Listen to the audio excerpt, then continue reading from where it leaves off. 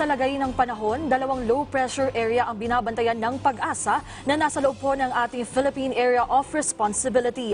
Ang isang LPA ay namataan 420 kilometers silangang bahagi ng Virac, Catanduanes, habang ang isa pa ay nasa layong 395 kilometer kanlurang bahagi ng Sangli Point, Cavite City.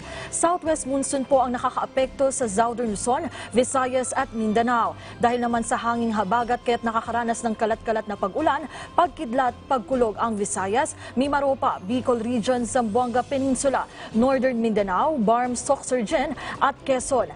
Habang dito sa Metro Manila at nalalabing bahagi ng bansa, asahan po ang maulap na papawiri na may pulupulong pag-ulan, dulot naman ng habagat at localized thunderstorm.